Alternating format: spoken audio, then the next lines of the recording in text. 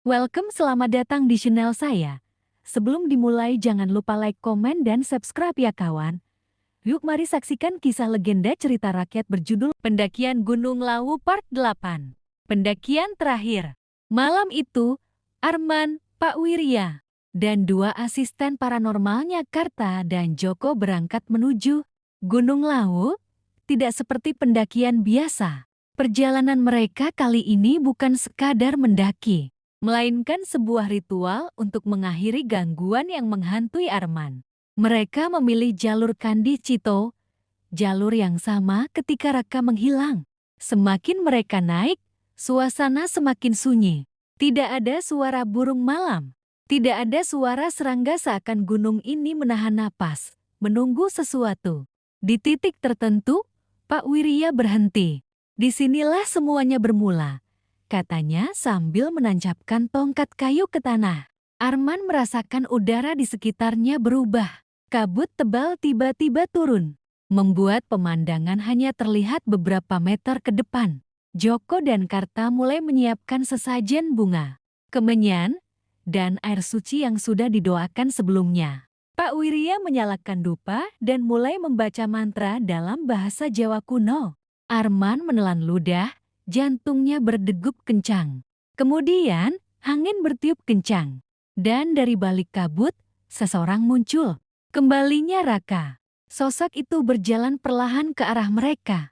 Jaketnya masih sama seperti saat terakhir kali Arman melihatnya. Wajahnya pucat, matanya kosong. Namun, kali ini sesuatu terasa berbeda. Arman ingin percaya bahwa ini benar-benar Raka. "Man, tolong aku." Suara itu terdengar lemah, penuh harapan. Arman hampir melangkah maju, tapi Pak Wirya menahannya. "Jangan terpengaruh. Itu bukan temanmu lagi." Namun, Raka kini menatapnya langsung, dan mata kosong itu tiba-tiba berubah.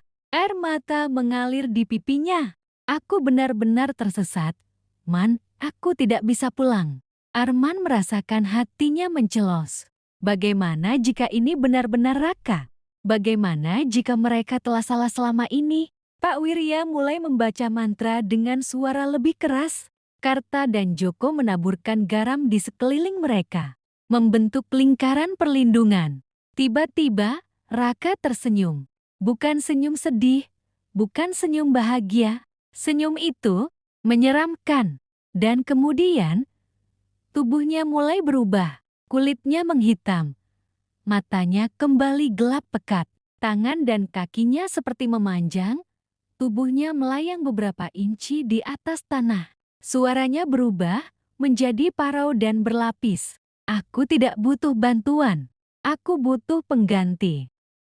Angin berputar semakin kencang, membuat Arman terhuyung. Kabut semakin tebal, dan tiba-tiba terdengar suara langkah kaki lain.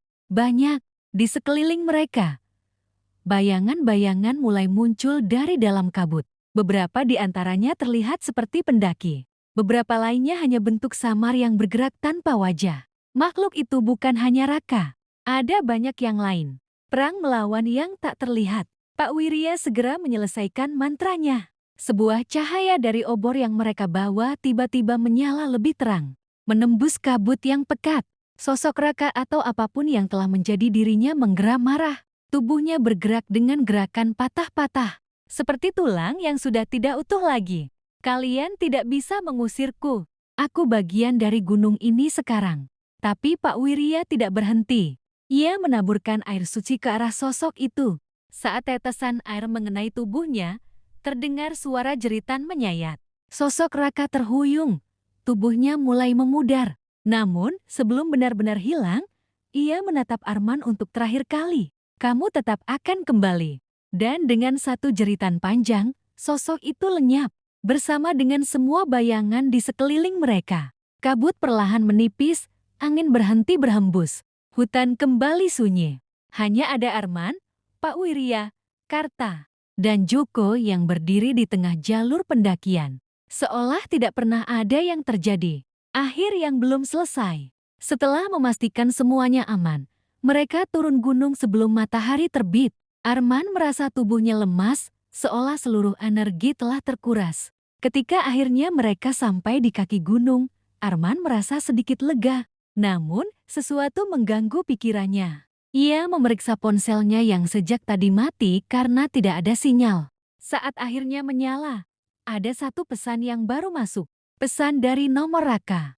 Pesan yang sama seperti sebelumnya. Aku masih di sini.